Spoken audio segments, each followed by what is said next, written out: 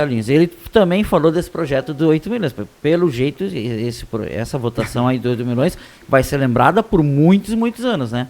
E na versão dele, o que ele disse aqui na entrevista, que virou corte até no canal, e agora tu tem espaço para dar a visão do governo também, né?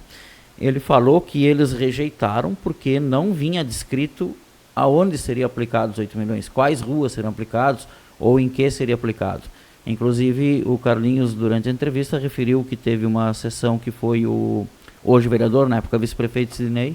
A qual estava presente. Isso, e ele disse que mesmo o Sidney perguntado, não esclareceu para onde é que ia, e que esse seria o motivo deles votarem contra. Luciano, isto é bem claro. Se tem recortes, podemos pegar cortes também da sessão da Câmara de Vereadores, das comissões, tá? Aonde o projeto foi igual, e essa é a diferença que eu acho.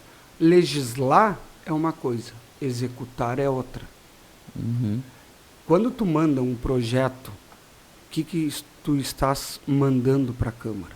Um projeto de financiamento, que é nesse caso, tanto dos 25 milhões quanto dos 8 milhões. Tu estás mandando uma autorização para a Câmara, um pedido de autorização, e lá estava bem escrito, pavimentação e iluminação pública. O que é o papel do vereador? Que aí, desculpa, pode até virar corte isso, eu acho que está se perdendo. O papel do vereador é legislar. Sim. É aprovar ou rejeitar. Sim, fazer se debate. Se aprovar, né? Depois fiscalizar.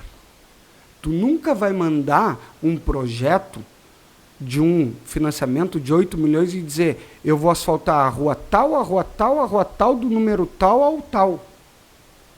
Não existe isso. Tu vai mandar que os 8 milhões serve para 34 ruas de pavimentação e 500 pontos de iluminação LED.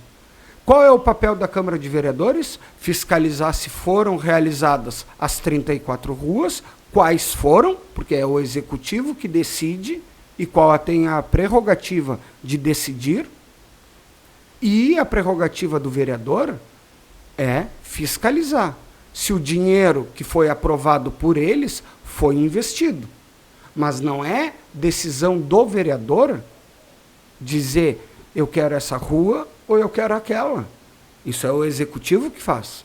Sendo bem franco, o papel do executivo é esse.